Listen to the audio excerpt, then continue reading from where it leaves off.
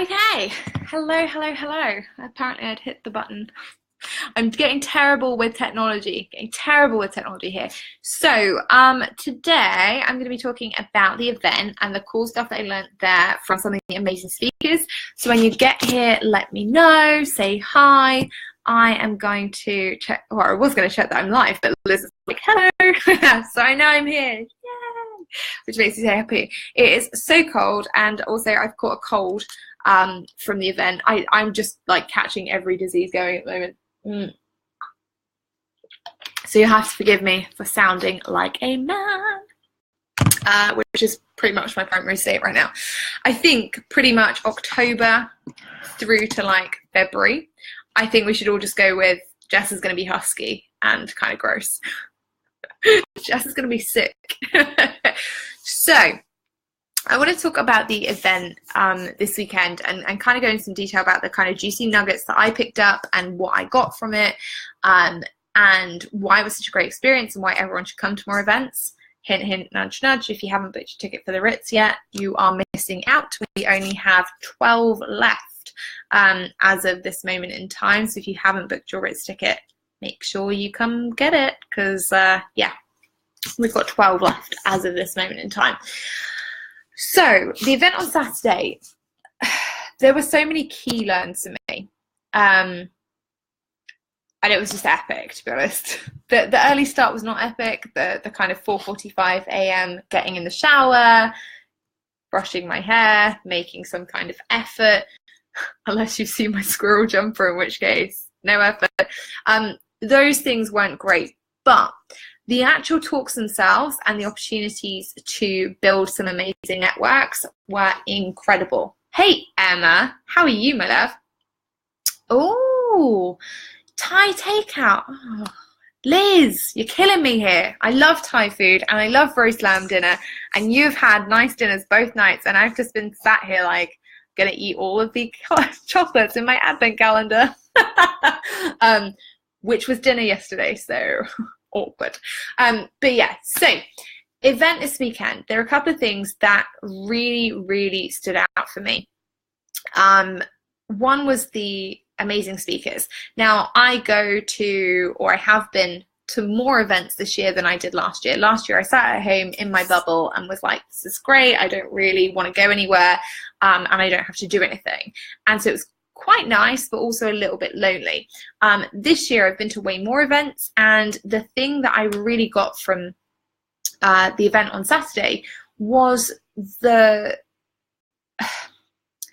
sheer kind of joy that people had at spending time with people they knew online. I thought it was huge, you know, and it was amazing because we spend so much time in online communities. We talk behind laptops, we're always on keyboards, we're, you know, if we're lucky, we're kind of having coffee dates with people on Zoom, and we're, you know, on Facebook Live and stuff like that. But it's very different when you meet people, when you can hug them, when you can actually have a conversation over a burger. Of course I did. Saturday lunchtime, burger time. You know, when you can do those things with people that you know, you like, you trust, and that you actually value their opinion. So if you can get to events purely for the people alone, purely for the networks, purely for the relationships, purely for the, I'm just going to get to hang out with you and, you know, shoot the crap, it's worth it. Absolutely 100% worth it. So some of the key things that I picked up were, there were some amazing talks, but the things that I really want to bring into my business next year, and the things that I think will be most beneficial for you, there was a talk by Vin Clancy on growth hacking. Honestly, Vin is great. He's very quirky. I got drunk and told him he looked a little bit like David Bowie, because he wears hilarious clothes and he's got very fancy shoes and all this kind of jazz. He did a great talk on growth hacking. Now, his talk, some of it was kind of complex and, in all honesty, stuff that you wouldn't need for your business until you were making 5 to 10K a month consistently anyway. He built his business doing it. He's very technical. He's very good with technology. He's very savvy. But for people in here, there are a few things I wanted you to take away. Hey, Scott and Anushka and Heather. See, look at it. It's all my faves just turning up. he built his business doing it, but in all honesty, I think it's quite a complicated model. So what I would say to you guys, that the biggest value for me that came out of it was the reminder to drive everybody back to your stuff. So Vin shared this cool tool, Sniply, which I've had in my business for a long time and don't really use properly. So there we go. I'm going to pop it in the comments there, snip.ly, where you can send people to links, but ultimately you're embedding your own stuff in there. So you can send them to external links, but you're kind of like cooking them and keeping them in your ecosystem, as it were. And he shared a ton of these little tips, and they were great, and there was lots of things, we were getting very fancy with technology. But the biggest thing that his talk reminded me was, how often are we actually sending people back to our businesses? How long are we, sorry, I thought I was going to be sick on a live. That would have been awkward. Not really. Nobody worry. But what he really reminded me was, how often are we bringing people back to our business? How often are we tracking our relationships with clients? How often are we following things up?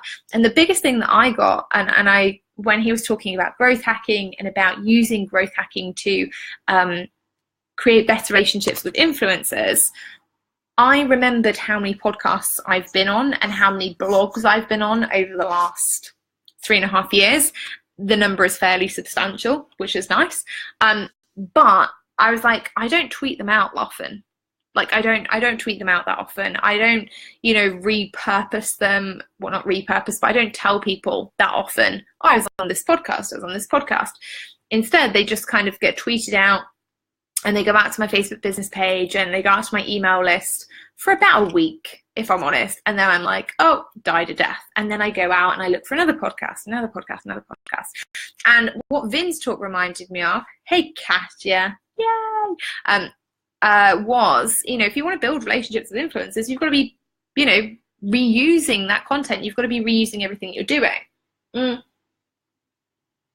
So actually, you don't need to be a growth hacker by any means, but you do need to be thinking about, what content do I have that has been involved, that an influencer has been involved in, and how often can I keep that relationship alive just by reusing that content? Yeah, I love it. I use Meet Edgar. And that's the thing, right? It's that simple. Someone was talking to me today about SmarterQ and all those kinds of things. But it's really interesting how, when I log into Twitter, which I do sporadically, when I log into Twitter, let's say once a week, I look in my notifications and I see all of these people who are like, oh, Jess came on my podcast 6 months ago. Jess came on my podcast 3 months ago. Jess did this. Katya is one of those people. And every single time I'm like, oh, I need to retweet that. And I like that. And it reminds me again, oh, that person, they're top of my mind. Yeah. Heather, I've just built an appearance page. Oh, I love that. That's really snazzy. We have one on my website, which is a media and content page, and you can go on there and you can find the articles and the interviews that have had like the best amount of views, listens, shares, all that kind of stuff. And you can just go and grab them. But Vin's talk was very much about, okay, well, how can we exponentially grow our businesses? How can we use these growth hacks? And obviously a really smart way is to network with leaders and then communicate with them regularly. So if you're not doing that right now, if you've been on a ton of podcasts, if you've written a ton of blogs or whatever, and you're constantly thinking about new content, try and switch it around and think, how long can I keep somebody in my ecosystem? How long can I build a relationship with these people? If you've been on summits, are you adding all the other speakers at the summit as Facebook friends, or are you reaching out to them and emailing them and saying, hey, look, your interview was great for the summit, or are you tweeting out their stuff as well as yours? If you're not, you're missing a trick, and that is a super simple way to growth hack, to leverage networks and audiences without going and doing tons and tons of technical stuff. Okay, so that was a big one for me. His talk was really interesting. I'm excited to get the slides. I think it could be one of those things where I go off on a complete technology binge and I'm like, oh my God, I have to buy all the stuff. But I will not do that. I'm going to keep it really simple next year. So Vin's talk was fantastic for leveraging networking growth. Then another talk that was really interesting for me was, there were two guys. There was a video extraordinaire, Mark Whitehand, and a copywriter, Mike Samuels, who they came on and they did a talk about storytelling. And it was great, right? Their talk was amazing. They started with this video that they'd made of them traveling down to the event, and it looked like they were on the way to the event. They were having a conversation. It was really cool. And they did their entire talk by just telling their story. They didn't give out one tip. They didn't say this is how you tell stories. They didn't say this is how you market using storytelling. They just did the thing. And I really, really like that, because so often when we're in this online space, we're always being told that in order to get leads, in order to generate sales, all that kind of thing, we have to do the how-to all the time. How to make sales, how to market your business appropriately, how to decide if you are X kind of marketer or X kind of marketer, right?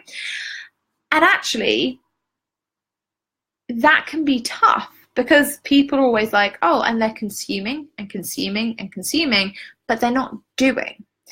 The power of story turns that around. So instead of always going for the how-to, why not go for the expert demonstration? Yeah. So if you're a PT or a fitness trainer or a health bod, like, I don't know what to call you. My brain is fried.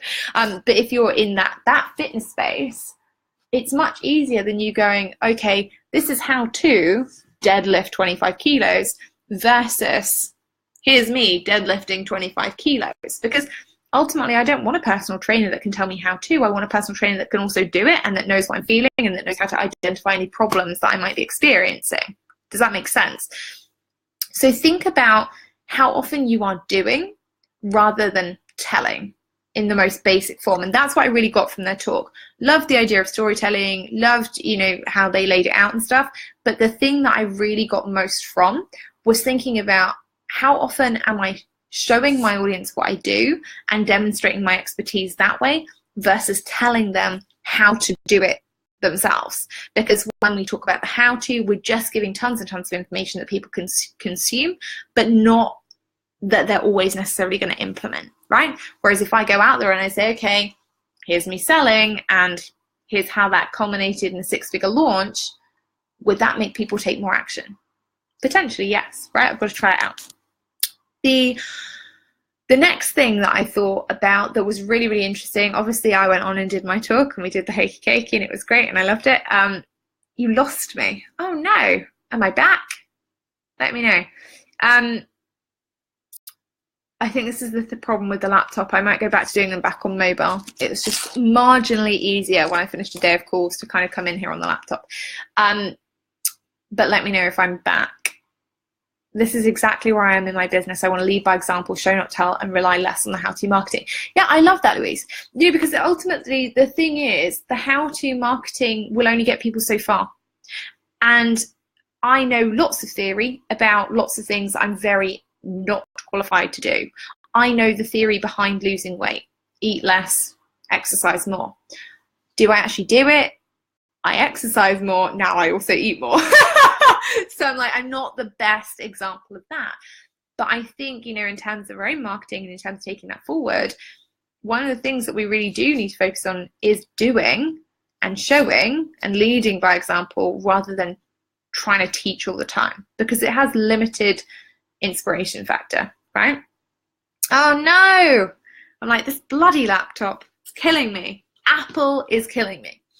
So the other thing that I thought was really interesting, and it was great. It's one of those things. So we obviously had my talk. We had Helen's talk in the afternoon. Helen was phenomenal. If you haven't seen her talk, go and check out in her Facebook group. Jen live streamed some of it and it was fantastic.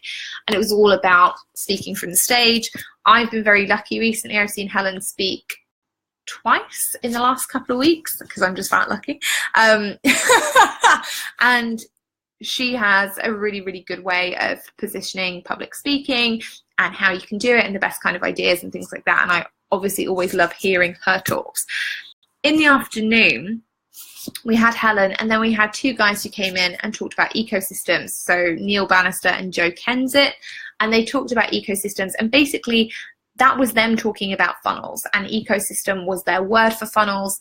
And actually, it was interesting. It was very much like what we kind of talk about in here. What kind of buyers are you selling to, and how can you maximize the revenue that they spend with you, right? How long do they need to stay in the funnel in order to buy? And are you going over the 5% of buyers that buy all the time, or the 95% that take a little bit longer to warm up? And that was really interesting for me, not necessarily because of the stuff on funnels. I thought that was great, but obviously that's kind of what I spend my day doing. But I really liked what they talked about in terms of giving that little bit of extra relationship building time and accessing 95% more customers. And again, this is something that really was drilled down for me when I was watching their talk, and I was like, so often, you know, and I'm very guilty of this, I focused when in the beginning on all of the platforms. It's like, I'm going to be on Facebook, and I'm going to be on Instagram, I'm going to be on Twitter, and hence why I have a Twitter account, otherwise I probably wouldn't. And I did all the things. And when I thought about it, and I thought, okay, well, actually, that reminder of if you put in a little bit extra in terms of the relationship building stuff, you're going to get 95% of the other people that you probably wouldn't have touched. That was a really good reminder for me, because I was like, oh, okay, I remember now. Don't have to go onto all the platforms and do all the things.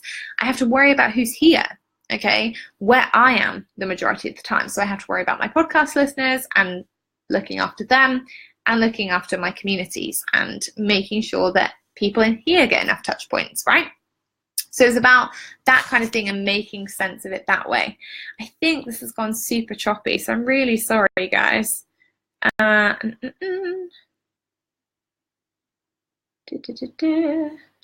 just checking it on my phone, because if it's really choppy, I'm super sorry.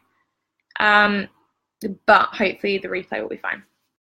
And then obviously after that, the final thing that really came across to me was that actually learning isn't everything. And this is a thing that's come up for me from events over the last couple of weeks, because I'm the sort of person that I want to know exactly what I'm getting when I go somewhere. So I'm somebody who, when I bought tickets for Upreneur, for example, I was like, I'm going to learn from all of these people, and it's going to be great, and this is what I'm going to learn, and da, da, da, da. When I went to this event on Saturday, and when I went to Upreneur, and when I went to Carrie Green's event, the one thing that really stood out to me was that actually the major source of enjoyment for me was not walking away and going, I learned all these things, and I have like 10 zillion pages of notes that I'll never implement. It was the actual implementation time that I could make on the day. And for me, that's really powerful. Not only the implementation time on the day and having specific dedicated time. Upreneur was very, very good for this. They had specific mastermind sessions. Dan had little goal cards where you could write down your 3 top goals, and then you would take those forward and post them out into his Facebook group later. But that implementation time with other people, where you could spitball ideas, is huge. You know, having other people that you can say, actually, I really want to achieve this goal next year. I think I'm going to do it like this. What do you reckon? Is really, really powerful. So, you know, for me, again, that was a huge learn, was not about how much information can I consume. And in some ways, that's where I'm very different this year than I was last year. Last year, I was very much about, I want all the information. I want all of the strategy. I want all of the how-to, all of the mindset stuff, everything in one go. This year is very much, I'm going to take a few key things, and I'm going to minimize my learning and streamline it only for the things that I really want to take away. The last few minutes are gone. Ugh, Facebook Live, really. So those are my key learns, and that's kind of what I want you to take away from the event. It's not about going and learning everything. It's not about going and knowing that you want to implement everything afterwards. It's about going, taking the golden nuggets, being surrounded by people that actually you really enjoy spending time with and that can help you implement your goals. Because the one thing that I would say is that I've been to quite a few events over the last few weeks, and I've seen a lot of people make a lot of goals, right? I've seen a lot of people walk away from the event. They're like super fired up. They've seen amazing speakers. They've talked to some amazing people, generated some amazing relationships, etc., etc., etc. And then the event has finished and they're back in their box, right? They're like over there doing their thing. We never hear from them ever again. And like 6 months later, they kind of pop up at the next event. They're like, oh, I'm back. And you're just like, where did you go? What happened? Right? So what I would say is events are the same as anything else. If you buy a course and you don't implement it, you're not going to get any results. If you go to an event and you take tons and tons and tons of notes, but you don't do anything with them, again, not going to get the results that you want. Okay? I love it, Louise. Eat less, move more. Yeah. And this is the thing. We all have this, right? We can all walk into the event room. We can all make friends. We can all network appropriately. But if we don't do anything with that after the event, actually nothing changes. You were inspired for a weekend or a day or whatever, and that's great. But if you don't do anything with it, if you don't actually make any changes as a result, you're not going to see the changes that you want. So if you are going to events, please actually make some time for implementation at the event. If that means that you miss out on a talk that you didn't really want to see anyway, you're kind of like, it's okay. I went to Upreneur, for example, and one of the things that I knew I was not going to be bothered about seeing was there was like a health person in there, and I kind of thought, I'm sure it's great, but that's not going to be my top choice. Like out of my people, I know that I want to get up really early and I want to see, John Lee Dumas speak, and I want to see all these people, but the health stuff, I'm like, let's face it, this weekend I'm going to live on pretty much wine and takeaways. So, right. Hey, Rachel, how are you, my love? Like, it's been ages. So that's what I want you to think about. And then the final thing I want you to think about with regards to events and what I really took from this is the follow-up.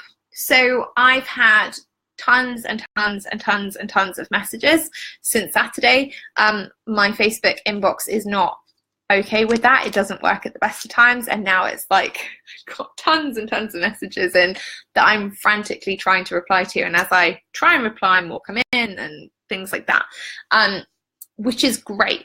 Okay, because it means that people are doing something which is awesome. They're following up with me. They've seen me at the event. They've seen me speak. They're reaching out to say, hey, your talk was good. This is what I'm doing. This is my major goal. What do you think? Those follow-up conversations are key. And one of the things that I really miss sometimes about corporate and about corporate sales is that we would keep these relationships with people. I'd go to networking events and I'd email them the day after and be like, hey, it was great to meet you. And I loved our chat about whatever. We don't do that in the online space so much. We get quite wary of following up with people in case people think we're being scammy or sleazy or gross or grimy or pushy or all the things that end in she, basically. It's not. Following up with people is okay, even if you haven't been to an event, even if you've been, commenting on a certain thread for a couple of days and you're having conversations with people and you're genuinely interested in them, it's definitely okay to send them a Facebook message and say, hey, I really loved your comment. A few weeks ago, there was a Facebook conversation in a group that I'm part of where somebody wrote a really great response to something. I'd never met them before, but I thought actually you've really laid that out in a well-reasoned manner, and I really appreciated it. And I sent them a message. I was like, hey, so-and-so, I thought your response was great. Like, I'm not going to probably comment publicly in the group because I have nothing to add to it, but I just saw it in my newsfeed this morning and I thought it was brilliant, right? It's absolutely okay to reach out to people with the purpose of building genuine connection. Genuine connection, genuine relationships is how sales are made. So it's absolutely fine to do that, and I think that we miss that sometimes. We miss that connection part in the online space because we're so worried about what everybody's going to think. Okay, which brings me on to the point about what everyone's going to think. Sorry, my voice is going. Which brings me on to my final point about not doing what everyone else wants you to do. And this is a thing that was really big for me over the weekend because I was watching, when I went to Upreneur, it was a very different event. People were teaching their specific ways of how they achieved something, how they did something, and they were kind of spitballing ideas to the audience. This event was very structured in that people were teaching one specific thing, and generally those people didn't really care what anyone else thought. They weren't putting out multiple ideas. They weren't trying to cater for everyone. They were saying, okay, if this is you and this is your problem right now, this is what you need to do. Or if this is somewhere that you'd like to take your business, then this is what you need to do. There was nobody in there speaking who was worrying about what their competitors thought, or whether they should try and cater to everybody, or whether they should find some other way of explaining it so it sounded nicer or easier or better. People just coming out there and being really honest about, okay, well, this is what's going to work. This is the amount of work it's going to take. Do or don't. That's been really powerful for me. You know, and I kind of sat with it yesterday and Sunday after my mega nap, and today, and thought about, okay, well, what is it? What are the things that I don't do because I worry that other people will judge me for? And I wrote a post, the shame post, a couple of weeks ago about, you know, the guilt that we feel sometimes around the things that we do and the choices that we make in business. But this was the first time that I really kind of thought, what are the things that I'm not doing because I'm worried about what other people might think?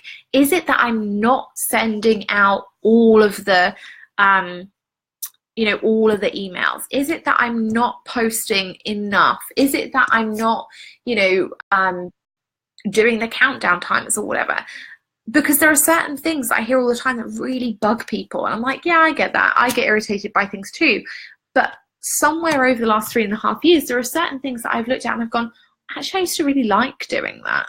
You know, I used to really get excited about that part of my business. And now I don't do it because I've heard so many people talk about, oh, well, it's like the age old, do you have a long sales page versus a short sales page debate? And I think sometimes we have to look at our businesses and say, okay, well, what are we not doing that we're scared will irritate people, or that we're scared will repel our audience, that actually we think would bring us more income, would help us help more people, would generate more revenue, would make our existing clients feel really, really good, would change the way that our industry works, would position us as a thought leader, and I think we need to start thinking about the things that we don't do because we're worried that, oh, well, I know that this person who isn't really my ideal client anyway will be upset because they don't like long sales pages, versus this person who is my ideal client who has never expressed any kind of desire one way or another, but I know that I prefer writing a short sales page, so I'm just going to roll with that, right? Do you see what I mean? So I think if you get time before the new year, and when I say if you get time, I mean make time, because I'm doing it right now, is look at the things that you're not doing in your business and look at why you're not doing them. If you're not doing them because they don't generate revenue, they don't generate ROI, they don't light you up, you're not enjoying them and they're not performing, continue not doing them. If it's that you're worried that people may judge you for it, or that some people don't like it, some people do like it, get off the fence and do, and try it out next year. Make it a pact with yourself to at least give it a go. Because otherwise there are going to be things that you'll always be thinking, maybe if I'd have done that during my last launch, maybe if I'd have privately reached out to people, maybe if I'd have put it on my business page, maybe if I'd have done the ad or whatever, it would have worked better. But I didn't do it because XYZ person would have judged me, or it might have upset XYZ person in my tribe. We can't work and we can't run our businesses based on one person. We have to run our businesses based on what we're doing and what is best for our business and best for business growth, so that we can continue growing and that we can continue helping more people. All right? Does that make sense? Is everyone happy with that? If you have any questions, obviously, please feel free to shoot them over. I know it's been choppy. Tomorrow, for my next live in the group, I'll make sure that I'm on my mobile, and that will make sure that we don't have the choppy issue. I say that, but Facebook will probably change something and it'll probably be choppy. Probably do it just for giggles. But yeah, if you do have any questions, if there is anything you want to know about the event, about what it was like, about anything that I've discussed here or anything, pop it in the comments. If you are watching the replay, I'll pop in later on. I'll make sure I answer any questions that you've got. If you do need anything, I'm here. In about 15 minutes, I'm putting my services into the group. So the things that I have nailed down for 2018 that I want to do. If anything appeals to you, make sure you let me know, because I will be changing my pricing structure in January. One of the things that I really made a commitment to myself this year was about changing my prices and moving from dollars to pounds, simply because we get stung so badly on the conversion fees.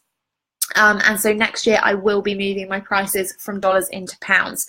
So if you are in the US and you are thinking, actually, she's going to change the currency, it will be cheaper for you to do things now and decide that you are into things now before I make that changeover. All right. But like I said, they'll be in the group in about 15 minutes. You can go and check them out. If there's anything you're interested in, you think, actually, I don't want to pay any pounds, we'll be offering a deposit scheme structure for everybody. So if you're in the US or anywhere else that you prefer to pay via dollars and not get hit with the currency conversion, then let me know, reach out to me, email me, and we will set something up for you so that you can be grandfathered in at the dollar rate. All right, awesome. Okay, my loves, have a wonderful, wonderful afternoons, evenings, mornings, wherever you are in the world. I will be in the thread on the replay, so if you have any questions, please ask.